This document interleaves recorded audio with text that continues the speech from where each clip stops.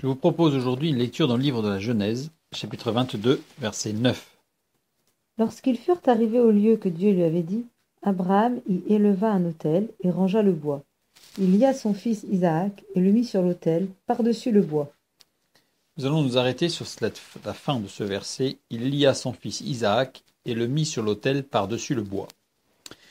Le sacrifice d'Isaac est le symbole de l'erreur où nous tombons facilement, dans laquelle nous tombons facilement. Nous imaginons que Dieu réclame de nous le sacrifice qui aboutit à la mort.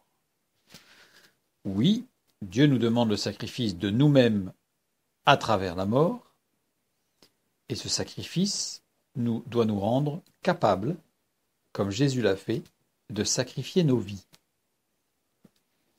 Mais nous imaginons que Dieu réclame de nous le sacrifice qui aboutit à une mort totale. Ne réagissons pas comme Thomas. Jean 11, 16. Sur quoi Thomas, appelé Didyme, dit aux autres disciples, Allons aussi, afin de mourir avec lui. Mais il n'avait rien compris. Ou comme Pierre et les autres disciples. Matthieu, chapitre 26, 35. Pierre lui répondit, Même s'il me fallait mourir avec toi, je ne te renierai pas. Et tous les disciples dirent la même chose. Et nous savons que Pierre a renié son maître et que tous les disciples ont fui dans le jardin, sauf Jean, mais tous les autres disciples ont fui. Il ne faut pas dire « je suis prêt à marcher à la mort avec toi », mais bien plutôt « je suis prêt à m'unir à ta mort rédemptrice pour pouvoir ainsi offrir ma vie à Dieu ». Il n'est pas une question de mort, il est une question de service. Il n'est pas une question de disparition, il est question d'être obéissant et actif avec Dieu. Lisons Exode 29, 20. Tu égorgeras le bélier, tu prendras de son sang, tu en mettras sur le lobe de l'oreille droite d'Aaron et sur le lobe de l'oreille droite de ses fils, sur le pouce de leur main droite et sur le gros orteil de leur pied droit. Et tu répandras le sang sur l'autel tout autour. Nous avons ici l'image de ce sacrifice, de cette union dans le sacrifice, puisque là, Aaron et ses fils ne sont pas sacrifiés, mais il s'agit bien d'un bélier.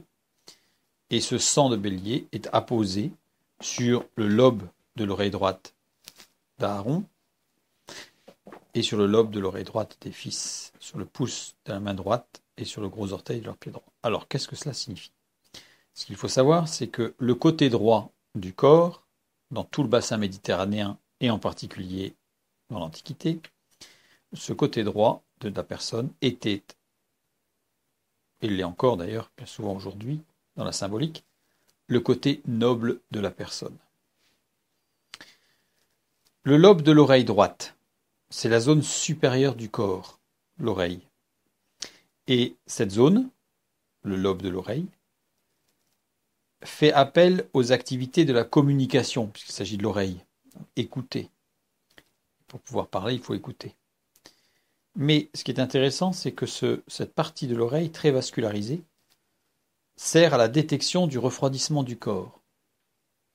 C'est-à-dire qu'il y a l'image ici de remettre à Dieu cette détection de notre refroidissement. Nous ne devons pas nous refroidir, nous devons rester chauds, nous devons rester bouillants pour Dieu. Et cela, c'est entre les mains de Dieu. Pas selon nos critères, mais selon ses critères. Ensuite, il y a le pouce de la main droite. Le pouce, zone médiane du corps, la main évoque l'activité. Et le pouce, c'est le doigt le plus fort de la main, souligne la puissance de notre activité, la force de notre activité. Tout ce que nous pouvons faire. Et ensuite, le gros orteil du pied droit. Le gros orteil, symbolise la liberté de mouvement. Aller où nous voulons, quand nous voulons, de la manière dont nous voulons. Donc ici, nous avons bien ce sacrifice, cette union dans le sacrifice total, dans la communication, dans l'action et dans notre liberté de mouvement et donc de choix. Nous y retrouvons la foi suivant ces trois aspects, ces trois axes. Et le côté droit, c'est-à-dire le côté noble, le côté qui peut faire de nous un homme ou une femme reconnu, mature, avec des résultats. Tout cela doit être remis à Dieu, mais nous n'avons pas à mourir. Nous avons simplement à nous unir au sacrifice de notre Maître pour le laisser agir. Nous nous imaginons que Dieu nous demande de renoncer à une foule de choses. Dieu a voulu débarrasser Abraham de cette erreur, avec Isaac son fils. La discipline que Dieu nous impose dans notre vie quotidienne nous en délivre à notre tour. Comme pour Pierre, Actes chapitre 10, versets 11 à 16. Il vit le ciel ouvert et un objet semblable à une grande nappe attachée par les quatre coins qui descendait et s'abaissait vers la terre, et où se trouvaient tous les quadrupèdes et les reptiles de la terre et les oiseaux du ciel. Et une voix lui dit : « Lève-toi, Pierre, tue et mange. » Mais Pierre dit : « Non, Seigneur, car je n'ai jamais rien mangé de souillé ni d'impur. » Et pour la deuxième fois, la voix se fit encore entendre à lui. Ce que Dieu a déclaré pur, ne le regarde pas comme souillé. Cela arriva jusqu'à 3 fois, et aussitôt après, l'objet fut retiré dans le ciel. Dans ce texte, Pierre est invité à satisfaire sa faim en mangeant. Rien de plus naturel. Dieu lui présente les quadrupèdes et les reptiles de la terre et les oiseaux du ciel. Ça veut dire qu'il y avait des animaux purs et des animaux impurs. Il n'y avait pas que les animaux impurs, puisqu'il y avait tous les animaux qui étaient là. Pierre aurait donc pu manger en choisissant à cet effet un animal pur, puisque tous étaient là. Mais comme ces bêtes étaient toutes mélangées, Pierre refuse. Pierre ne doit pas tenir pour impur ce que Dieu a purifié, ou a considéré pur. En plus, cela est répété 3 fois pour que Pierre soit bien pénétré dans son esprit de la signification de ce qu'il voit. Car Pierre a d'abord des doutes quant à la signification de toute cette scène. Il s'interroge, c'est logique, première fois en tout cas. 3 fois parce que les anciens préjugés chez Pierre sont tenaces, comme chez nous. Dieu ne nous dit jamais de renoncer à quoi que ce soit pour le plaisir d'y renoncer. Quand il nous ordonne de renoncer à quelque chose, c'est pour acquérir la seule chose qu'il vaille la peine de posséder, la communion avec lui. Jean 17, 22 et 23. Je leur ai donné la gloire que tu m'as donnée, afin qu'ils soient un comme nous sommes un, moi en eux et toi en moi, afin qu'ils soient parfaitement un, et que le monde connaisse que tu m'as envoyé et que tu les as aimés comme tu m'as aimé. L'objectif, c'est la communion avec lui, que nous soyons un comme Christ était un avec le Père. Et c'est cela, toute la discipline de Dieu, nous amener à n'être qu'un avec lui.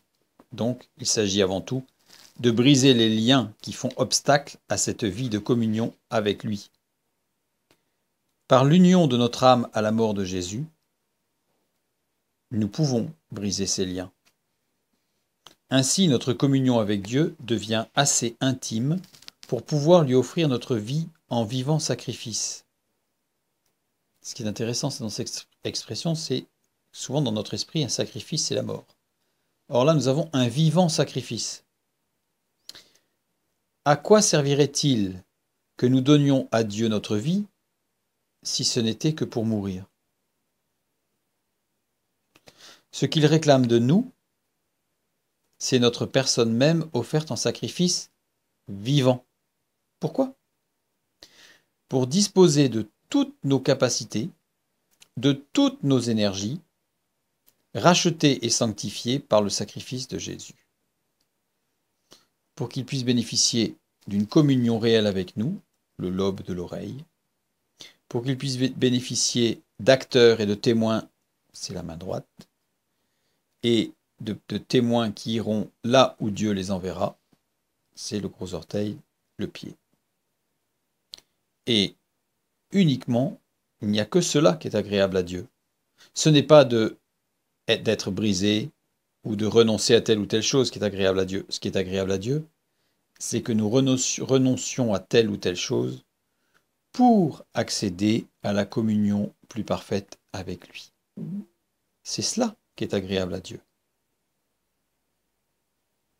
Que Dieu vous bénisse. À bientôt.